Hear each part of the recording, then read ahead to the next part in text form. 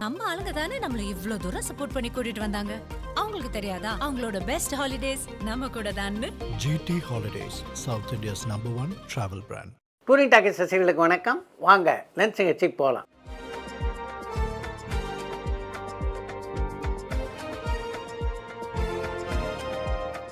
என்னப்பா முதல் கேள்வி? ஆர்ஜே பாலாஜி நடிச்சிருக்க ஹாப்பி என்டிங் படம் எப்போ ரிலீஸ் ஆகும்னு பெருந்தமிழன் பாண்டிச்சேரியிலேருந்து கேட்டிருக்காங்க. ஆர்ஜே பாலாஜியுடைய நடிப்பில் ஹாப்பி என்டிங் படத்துடைய படப்பிடிப்பே இன்னும் தொடங்கலையே. அப்படி இருக்க அந்த படம் எப்போ வெளிவரும்னு கேட்டிங்கன்னா எப்படி சரியாக இருக்கும்? நடிப்பு, நடனம் இந்த ரெண்டில் சாண்டி மாஸ்டர் எதில் அதிக கவனம் செலுத்துறாருன்னு தோரணமலையிலேருந்து செண்பகராமன் கேட்டிருக்காங்க. இப்போதைக்கு சாண்டியினுடைய முழு கவனமும் நடிப்பில் தான் இருக்குது. சாய் விசித்ரா நிகழ்ச்சியில் கலந்து கொண்ட போது கூட அதை தெளிவாக சொன்னார் சாண்டி. மசாலா படங்கள் ஃப்ளாப் ஆகும்போது அதை திரும்பவும் எடுக்கிறதுக்கு தயாரிப்பாளர்கள் ட்ரை பண்ணுறாங்க.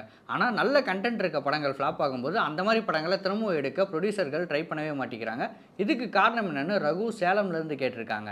நல்ல உள்ளடக்கம் கொண்ட படங்கள் தமிழில் வரவே இல்லை அப்படின்னு சொல்ல முடியாது. இப்போ இந்த வாரம் வெளிவர இருக்கின்ற நூறுசாமி திரைப்படம் கூட நல்ல உள்ளடக்கம் கொண்ட திரைப்படம் தான். அது போன்ற படங்கள் தொடர்ந்து வந்து கொண்டு தான் இருக்கின்றன. லைக்கா நிறுவனம் செஞ்ச அதே மிஸ்டேக்கை தான் இப்போ வேல்ஸ் இன்டர்நேஷனல் செஞ்சிட்ருக்காங்க. படத்துடைய தலைப்பு, படத்துடைய கதை, பட்ஜெட், ப்ரொமோஷன் எதுலேயுமே கான்சென்ட்ரேட் பண்ண மாட்டேங்கிறாங்க. அதுக்கு காரணம் என்னென்னு யாழ்ப்பாணத்துலேருந்து ஜானி கேட்டிருக்காங்க. லைக்கா நிறுவனம் அளவுக்கு வேல்ஸ் நிறுவனம் தொடர்ந்து தவறுகளை செய்து கொண்டு இருப்பதாக சொல்ல முடியாது. ஆனாலும் நீங்கள் சொல்கிற மாதிரி சில விஷயங்களை ஒருங்கிணைப்பதில் அவங்களுக்குள்ள சின்ன சின்ன பிரச்சனைகள் இருப்பதாகவே நான் நினைக்கிறேன். சிவகார்த்திகேயன் நடிக்கிற சேயோன் படத்தில் விஜய் சேதுபதி கேமியோ பண்ண போகிறாருன்னு தகவல் வருது. இது உண்மையான மத்தீஷான் ஸ்ரீலங்காலேருந்து கேட்டிருக்காங்க. சேயோன் படத்தினுடைய கதைக்களமும் கடைசி விவசாயி படத்தினுடைய கதைக்களமும் ஒன்றும் இல்லை. அது மட்டும் இல்லாமல் அந்த படத்தில் விஜய் சேதுபதி நடிக்கப் போவதாக வருகின்ற செய்திகள் எல்லாம் எந்த விதத்திலும் உறுதி செய்யப்படாத தகவல்கள். கமல்ஹாசன் சார் கேமியோ பண்ணியிருந்த மீன் குழம்பும் மண்பானையும் படத்துடைய டைரக்டர் இப்போ என்ன பண்ணுறாரு, எங்கே இருக்காருன்னு கௌஷிக் சென்னையிலேருந்து கேட்டிருக்காங்க. மீன் குழம்பும் மண்வாசனையும் படத்தினுடைய இயக்குனரான அமுதேஸ்வரன் இப்போ எங்கே இருக்கார், என்ன பண்ணுறாரு அப்படின்ற எந்த விவரமும் தெரியல. ஏவிஎம் ஈயப்ப செட்டியாருக்கு 12 வாரிசுகள்னு தகவல் படித்தேன். இது உண்மையா? அது உண்மையாக இருந்தால் அந்த 12 பேரும் இப்போ என்ன பண்ணிட்டு இருக்காங்கன்னு சிதம்பரத்துலேருந்து வெங்கடேசன் கேட்டிருக்காங்க. ஏவி மெய்யப்ப செட்டியாருக்கு மொத்தம் 12 குழந்தைகள் அப்படின்றது தவறான தகவல். அவருக்கு மொத்தம் 8 குழந்தைகள். முதல் மனைவி மூலம் ஒரு மகன், 2 மகள்கள். 2வது மனைவி மூலம் 4 மகன்கள், 1 மகள். பாரதி ராஜா டைரக்ட் பண்ணி பாதியில் ஏதாவது படம் நிற்குதான்னு தோரணமலையிலேருந்து செண்பகராமன் கேட்டிருக்காங்க. பாரதிராஜனுடைய இயக்கத்திலே படப்பிடிப்பு நடந்து நின்ற படங்கள் எதுவும் இல்லை. ஆனால் பூஜை போட்டு நின்ற படங்கள் இருக்குது. அதில் நான் தயாரித்த திரைப்படமும் ஒன்று. கிழக்கு செவிலிய படத்துடைய கதை வசனகர்த்தாவான ரத்னகுமாருடைய எழுத்திலும் பாரதிராஜனுடைய இயக்கத்திலும் தெலுங்கு நடிகரான ராஜசேகர் நடிக்கின்ற ஒரு படத்துக்கு நான் பூஜை போட்டேன். அந்த படத்தை பொறுத்த வரைக்கும் அது பூஜையோடு நின்று போய்விட்டது. அந்த படத்துக்காக கீரவாணியினுடைய இசையமைப்பில் ஒரு பாடலை கூட நாங்கள் பதிவு செய்திருந்தோம். சமீபத்தில் விஜயும் சங்கீதாவும் ஒன்றா சேர்ந்துட்டாங்க. சீக்கிரம் ஒரே வீட்டில் ஒன்றா வாழ போகிறாங்கன்னு எக்ஸ்தலத்தில் ட்ரெண்ட் ஆச்சு. இந்த பொய் தகவலெல்லாம் யார் பரப்புகிறாங்க, எதனால் பரப்புகிறாங்கன்னு கௌஷிக் பெங்களூர்லேருந்து கேட்டிருக்காங்க. விஜய் சங்கீதா வழக்கை பற்றி தொடர்ந்து பத்திரிகைகளில் செய்தி வெளிவந்து கொண்டு இருக்கின்றன. அதையெல்லாம் தாண்டி இப்படிப்பட்ட வதந்திகள் எதனால் பரவுது அப்படின்னு தெரியல. நீங்கள் பத்திரிகை செய்தியை பார்த்தே தெரிஞ்சுக்கலாம். எந்த காரணமுமே இல்லாமல் கமல் ரஜினி சேர போகிற படம் டிராப்னு தகவல் வருது. இது உண்மையா பொய்யான்னு திருப்பூர்லேருந்து அருண் கேட்டிருக்காங்க. கமலும் ரஜினியும் இணைந்து நடிக்க இருக்கின்ற படம் உருவாவதற்கான சாத்தியக்கூறுகள் இல்லை அப்படின்னு ஒரு சில வலைதளங்கள் பேசுகிறாங்கன்னா அதுக்கு பின்னணி இல்லாமல் இன்றைக்கு ஓடிடியினுடைய விலை இருக்க அது மிகப்பெரிய அளவிலே சரிஞ்சிருக்கிறது. அதிகபட்சமாக 120 கோடி ரூபாயை தாண்டி எந்த படத்துக்கும் கொடுக்க எந்த ஓடிடி நிறுவனமும் தயாராக இல்லை. கமல் ரஜினி இருவரும் நடிக்கும்போது அந்த படத்துடைய பட்ஜெட் என்னவாக இருக்கும் அப்படின்னு உங்களுக்கு நல்லா தெரியும். குறைந்தபட்சம் 400லேருந்து 450 கோடியாக இருக்கும். ஓடிடி நிறுவனங்கள் 100 கோடி தான் கொடுப்பாங்கன்னா மீதி 350 கோடியை திரையரங்கத்தினுடைய வசூல்லேருந்து எடுக்க முடியுமா சொல்லுங்கள்? அதனால தான் அந்த படம் உருவாவதற்கான வாய்ப்புகள் கொஞ்சம் குறைவாக இருப்பதாக பல பேர் சொல்கிறாங்க. அந்த படத்திலேயே ப்ராஃபிட் ஷேரிங்கில் நடிக்கலாம் அப்படின்னு கமலும் ரஜினியும் முன் வந்தார்கள் என்றால் நிச்சயமாக அந்த படம் உருவாகும். லாஸ்ட்டில் இருக்க லைக்கா நிறுவனத்தால் இன்னும் எத்தனை படங்களை அதிகபட்சம் ப்ரொடியூஸ் பண்ண முடியும்னு அஜய் ஒசூர்லேருந்து கேட்டிருக்காங்க. லைக்கா நிறுவனத்தினுடைய பேலன்ஸ் ஷீட் நம்மகிட்டே இருக்குது. அவங்களால எந்த அளவுக்கு நஷ்டத்தை தாங்க முடியும், எந்த அளவுக்கு வசதியாக இருக்காங்க அப்படின்ற விவரம்லாம் எனக்கு தெரியாது. அப்படின்றதுனால உங்களுடைய கேள்விக்கு சரியாக என்னால் பதில் சொல்ல முடியல. இளையராஜா படங்கள் டைரக்ட் பண்ண முயற்சி செஞ்சுருக்காரான்னு ராம் சேலம்லேருந்து கேட்டிருக்காங்க. இளையராஜா திரைப்படங்களை இயக்குவதற்கு எந்த காலகட்டத்திலும் முயற்சி செய்ததில்லை. நயன்தாரா நடிக்கிற படங்களும் சரியாக போகிறதில்ல, விக்னேஷ் சிவன் எடுக்கிற படங்களும் சரியாக போகிறதில்ல. எதனால் அந்த குடும்பத்துக்கு இந்த சாபம்னு பல்லவி ராமேஸ்வரத்துலேருந்து கேட்டிருக்காங்க. நீங்கள் குறிப்பிட்டிருக்கின்ற விஷயம் நயன்தாராவுக்கும் விக்னேஷ் சிவனுக்கும் மட்டும்தான் நடந்திருக்கா? சினிமா உலகத்தை பொறுத்த வரைக்கும் இயக்குநர்கள் ஆனாலும் சரி, நடிகர்கள் ஆனாலும் சரி, வெற்றி தோல்வி அப்படின்றது மாறி மாறி தான் வரும். அதே மாதிரி தொடர்ந்து வெற்றி பெற்ற இயக்குநர்கள் அப்படின்னு யார் அவங்களால சொல்ல முடியும்? பல படங்களில் வெறும் கிளைமேக்ஸ் ஹைப்புக்காக பார்ட் 2ன்னு சொல்லி முடிப்பாங்க. அதை தான் கருப்பு படத்தில் ஆர்ஜே பாலாஜியும் பண்ணியிருக்காரு. அப்படி இருந்துமே எதனால் மக்கள் அந்த பார்ட் 2க்கு வெயிட் பண்ணிட்டு இருக்காங்கன்னு வாழப்பாடியிலேருந்து சரண்யா கேட்டிருக்காங்க. ஒரு படத்தினுடைய முடிவில் அடுத்த பாட்டுக்கான லீடை வைக்கிறதுல என்ன தப்பு? அந்த படம் மிகப்பெரிய ஹிட்டானால் அதுவே பிராண்டாகி அடுத்த பாட்டுக்கு மிகப்பெரிய வரவேற்பு இருக்கும். அப்படி இல்லாத நிலை ஏற்படும் போது ஏங்க நீங்கள் 2வது பாட்டு எடுக்கலன்னு யார் அந்த இயக்குனர் போய் கேட்க போகிறாங்க? ஊமை விழிகள் படத்தில் பாட்டி கேரக்டரில் நடித்த அந்த நடிகை யார், இப்போ என்ன பண்ணிட்டு இருக்காங்கன்னு சிதம்பரத்துலேருந்து வெங்கடேசன் கேட்டிருக்காங்க. ஊமை விழிகள் படத்தில் நடித்திருந்த அந்த பாட்டியினுடைய பேர் எஸ்ஆர் ஜானகி. சிவாஜியினுடைய நாடக மன்றத்தில் இருந்தவர், மிகச்சிறந்த நாடக நடிகை. இப்போ அவர் நம்மிடையே இல்லை. துருவ நட்சத்திரம் படத்தை இந்த மாதத்துக்குள்ளே வெளியிடலாம்னு நீதிமன்றம் சொல்லியிருக்காங்க. அதுக்கான வேலைகள் நடக்குதான்னு தேனியிலேருந்து ரியாஸ் கேட்டிருக்காங்க.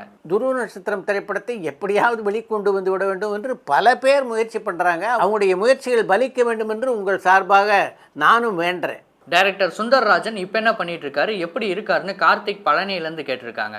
டைரக்டர் சுந்தர்ராஜன் இப்போ தொலைக்காட்சி தொடரில் நடிச்சிட்டு இருக்காரு. அவ்வப்போது ஒரு சில திரைப்படங்களிலும் நடிக்கிறார். உடல் நலத்தை பொறுத்த வரைக்கும் நல்லாவே இருக்கார். ஒருவேளை தடம் படத்தில் விஜய் நடிச்சிருந்தா இப்போ அட்லி இருக்க இடத்துல மகிழ் திருமேனி இருந்திருப்பாரான்னு சங்கர் மேடவாக்கத்திலேருந்து கேட்டிருக்காங்க. அட்லியினுடைய இன்றைய நிலைக்கு காரணம் அவருடைய தொடர் வெற்றிகள் தான் அப்படின்றதுனால உங்கள் கருத்தை என்னால் ஏற்றுக்கொள்ள முடியல.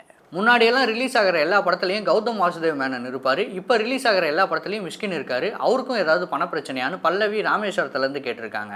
எனக்கு கொஞ்சம் பணம் பிரச்சனை, அதனால் உங்கள் படத்தில் எனக்கு வேஷம் கொடுங்க அப்படின்னு மிஷ்கின் யார்ட்டையாவது கேட்குறாரா என்ன? இந்த கதாபாத்திரத்தை மிஷ்கின் நடித்தா நல்லாயிருக்கும் அப்படின்னு பல இயக்குநர்கள் அவரை ஒப்பந்தம் செய்கிறாங்க. அதனால் அந்த படத்தில் நடிக்கிறார், அவ்வளவுதான். நடிகர் பசுபதி ஏதாவது படத்தில் ஹீரோவாக நடிச்சிருக்காரான்னு சந்தியா பெரம்பூர்லேருந்து கேட்டிருக்காங்க. நேரடியாக கதாநாயகன் அப்படின்னு முத்திரை குத்தப்படலை அப்படின்னாலும் வெயில், தண்டட்டி போன்ற படங்களில் பசுபதி தானே கதையின் நாயகன், கதாநாயகன். எம்ஜிஆர் நடித்த இதய வீணை படம் வெற்றி படமாக அமைந்ததான்னு கடலாடியிலிருந்து பாலசுப்ரமணியம் கேட்டிருக்காங்க. எம்ஜிஆர் நடித்த இதய வீணை திரைப்படம் மிகப்பெரிய வெற்றி படமாக அமைந்தது. எதனால ஹாலிவுட் படங்களுடைய ஷூட்டிங் தமிழ்நாட்டில் நடக்கிறதே இல்லைன்னு கொழும்பு நகர்லேருந்து அதியன் கேட்டிருக்காங்க. ஹாலிவுட் படங்களுடைய படப்பிடிப்பு பொதுவாக இந்தியாவிலேயே நடக்கிறது இல்லையே, அப்படி இருக்க தமிழ்நாட்டில் நடக்கிறது இல்லையே அப்படின்னு கேள்வி கேட்டிங்கன்னா என்ன பொருள்? சில நடிகைகள் லிப்லாக் காட்சியில் நடிக்க அதிக சம்பளம் வாங்குவாங்க. அது இப்போவுமே நடக்குதான்னு சங்கீதா திருவண்ணாமலையிலேருந்து கேட்டிருக்காங்க. லிப்லாக் காட்சியில் நடிப்பதற்காக எந்த நடிகையும் அதிகமான சம்பளம் வாங்கியதாக எனக்கு தெரியல. நயன்தாரா நடிக்கிற ராக்காயி படம் என்னதாச்சு, அந்த படத்தை பற்றி ஒரு அப்டேட்டும் வரதில்லையேன்னு பொள்ளாச்சியிலேருந்து விக்னேஸ்வரன் கேட்டிருக்காங்க.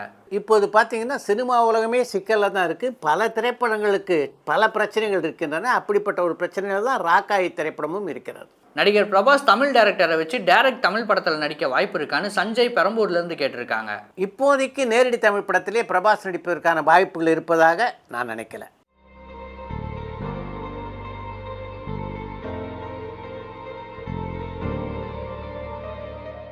மலையாள சினிமாட்டோகிராஃபர் ஏ வின்சென்ட் தமிழ் படங்களை டைரக்ட் பண்ணியிருக்காங்களான்னு கடலாடியிலேருந்து பாலசுப்ரமணியம் கேட்டிருக்காங்க. நாம் பிறந்த மண், எங்களுக்கும் காலம் வரும், துலாபாரம் போன்ற பல தமிழ் திரைப்படங்களை இயக்கியிருக்கிறார் ஒளிப்பதிவு இயக்குனரான வின்சென்ட். அடுத்து இன்று ஒரு தகவல்.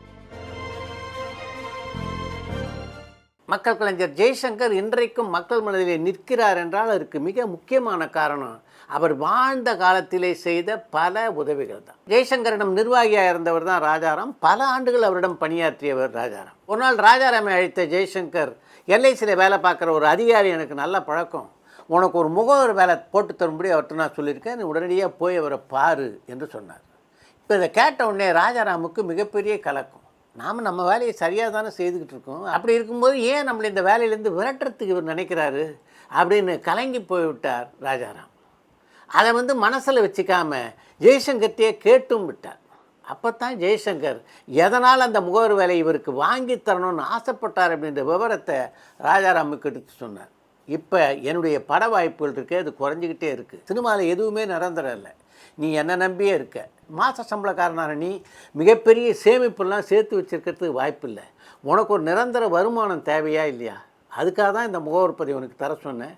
அந்த முகவர் பதிவில் நீ சேர்ந்தினா நிச்சயமாக தொடர்ந்து லைஃப் இன்சூரன்ஸ்லேருந்து உனக்கு பணம் வந்துக்கிட்டே இருக்கும். இந்த வீட்டை பொறுத்த வரைக்கும் நீ தான் எப்போ என்னுடைய நிர்வாகி, எந்த காலகட்டத்தில் நீங்கள் வரலாம் போகலாம் அப்படின்னு ராஜாராம் சொன்னார். அவர் அப்படி சொன்னதை கேட்ட உடனே என் கண்களெல்லாம் கலங்கி விட்டன அப்படின்ட்டு ஒரு பத்திரிகை பேட்டியிலே பதிவு செய்திருக்கிறார் ஜெய்சங்கருடைய நிர்வாகியான ராஜாராம்.